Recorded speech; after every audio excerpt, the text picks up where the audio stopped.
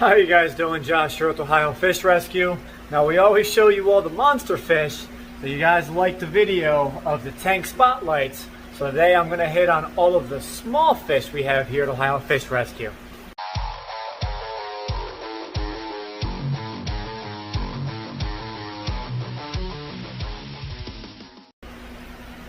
So to start you off, we are not going to be talking about these guys. I'm talking even smaller. So smaller than African cichlids. As you can see, I'm just walking past a wall of aquariums. But here we go. So to start things off, even the small guys get love. These were some recent drop-offs. These are two tiger barbs that we are going to rehome. Over here is a arowanas. These guys can actually get a little bit larger, but we can also look at this chocolate cichlid. This guy will be going into the 1,000 after he clears quarantine. So wait on that. Now I showed you guys this guy in one of the previous videos. He is now all healed up and he's getting his color back. He is a Nagaru flametail. Now back there is a clown Pleco and a gold spot, I believe, back there. Or a snowball Pleco, I'm sorry. Now coming over here, fish tank number 1. So you guys remember these? These are the Shaquille O'Neal koi babies. These are the runts of the litter. We have 2 tanks left. So these are the ones we are feeding 6 times a day still, trying to get them to grow. Because it's said that the smallest ones are the ones that usually come out looking the prettiest, and the big ones are usually the ones that they call because they get way too big, way too fast. But we decided to keep them all. So we just split them up tank by tank by tank. But you can see they are not growing too much here. The ones outside are just getting massive.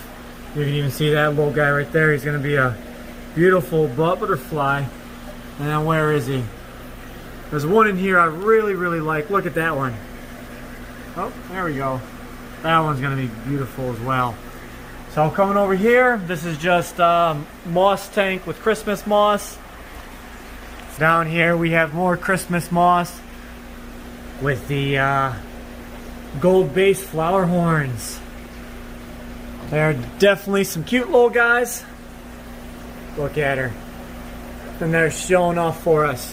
Now over here, more Christmas moss. And we have a African or albino African clawed frog. These guys are just really, really neat. They are called clawed frogs because look at them and little claws on them. Trying to get this to focus on for you guys. There you go. That's better. Now these guys are definitely escape artists. I have had him try escaping a few times. So you always have to remember, when you have a clawed frog, always remember to have lids on your tanks. Make sure he can't get into your filter, because he will try and climb over it and get down inside that filter box there. So you always have to make sure your lids are secured on your African clawed frog tank.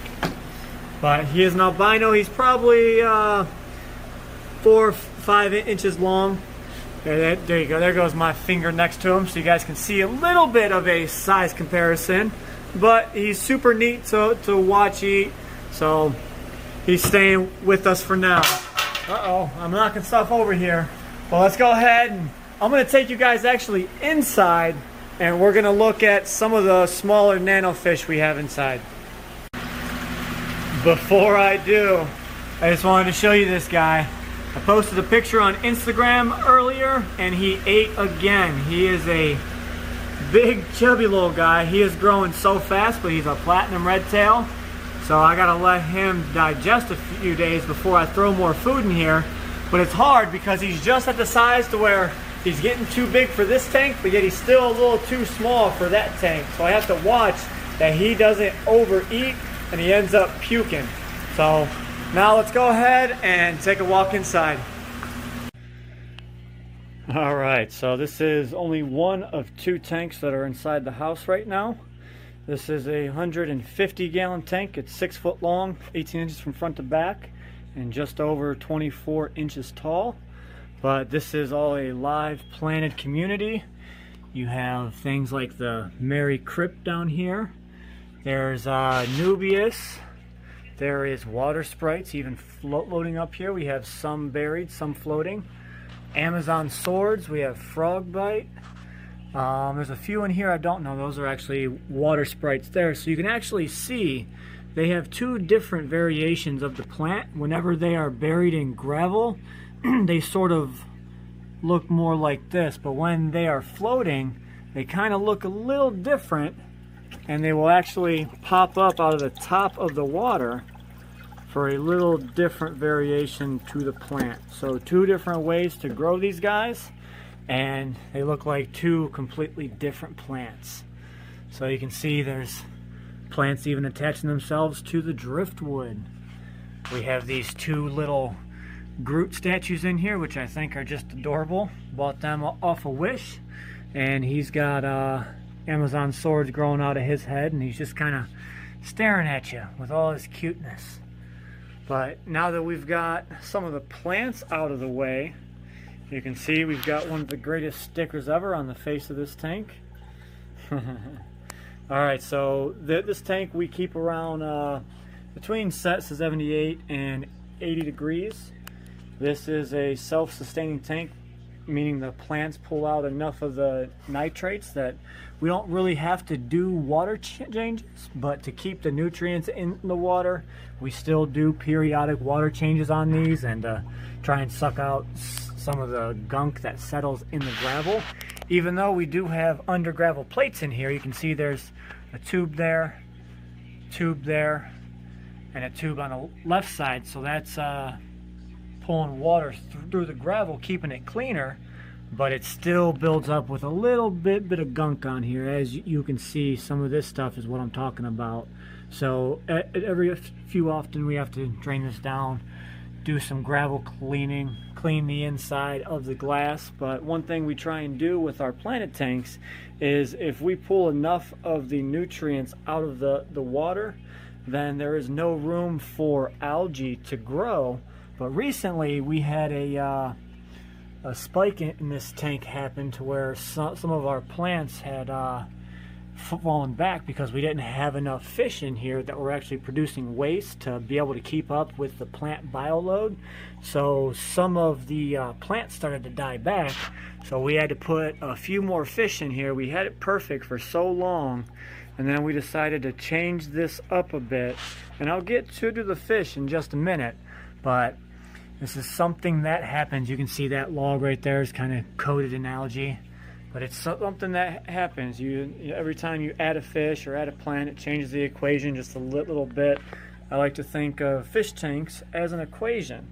You know, you have X amount of plants for X amount of fish, and you basically have to get every portion right for it to be self-sustaining. So we've been fighting this, and it's just getting back to where we are almost satisfied with it. You can see there's still some algae growing on this left wall, but that is to be expected. So looking at some of these fish here, you can see we even do have glow tetras. These were something that somebody dropped off. So we went ahead and put them up here in the community tank. It added a little bit of contrast in color. So you can see we've got the reds, we've got the purples, we've got yellows. I believe there's a blue one in here too, and a green one. I don't see them right now, but they are in here. Now we also have a bunch of rainbows. So these are the turquoise rainbows, which we are actually trying to get them to breed because we've had luck with getting rainbows to breed, just not these turquoise ones, because someone contacted us and told us that they are endangered or protected, one of the two. I don't remember off the top of my head, but I can, you know, help the cause if I can get these guys to breed. So that's one of them in here. We have a bunch of different other types of rainbows, and I'm not even going to pretend like I know all the species scientific names off the top of my head, because I don't. But there is definitely a bunch of different colors of rainbows in here, and they are one of my favorites when it comes to community fish. So you just have the whole tank filled with, you know, Australian rainbows here. And you can get reds and blues and yellows. Like, look at this guy here. Look at that yellow coloring on his tail. And now giving it against the black background with the green plants everywhere, these fish really, really pop. So it's a nice break away from all the monster fish, I should say. Up here we've got the little Tetras. Now this guy was a rescue, so we thought he looked too pretty, so we went ahead and tossed him up here. This was when we were trying to add more of a bio load onto the tank. But we do have some where do you want? They just swam behind the plants. Another type of tetra. We have these gold barbs right here. These guys are pretty neat. I like them. My dad not so much, but I think they're unique. They've got these little cool patterns on their scales. You guys probably have them. They're sold at your local pet stores. Then we have platies and mollies and zebra danios. What else? Oh, there's another little type of rainbow. He's got red fins with a blue sheen on them. Pretty neat. And then we have, of course, we even have gouramis.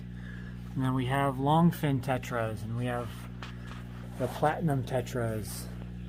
What else can I find in here? I'm not getting to the bottom dwellers yet. I'm still going through the mid and top dwellers, which I think I'm covering them. Oh, there's another little oddball guy right there. Sorry guys, I'm trying to look at them, remember all these names while I'm trying to chase them around the tank. Luckily it's only a 6-foot tank. So now getting to the bottom dwellers. You can see, of course, we give love to Cory Cats. These guys are great at cleaning up the bottom of your tanks. Let me get this to focus. You can see he's going in and just going to town on all that dirt in the back. And then, of course, we have different types of Plecos hidden all throughout this tank. That is a rubber lip Pleco, I do believe.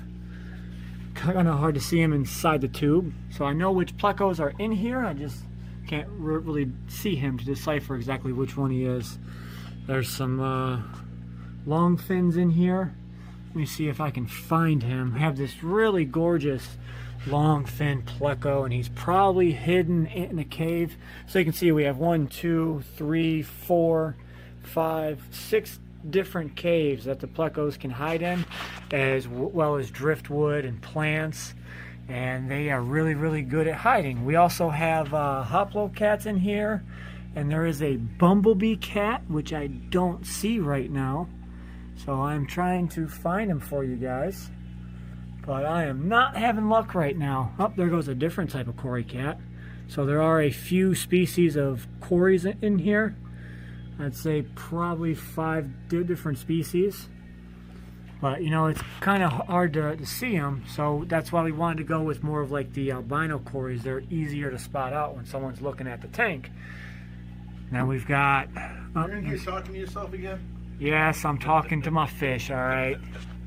We're going over all the different bottom dwellers in the tank right now.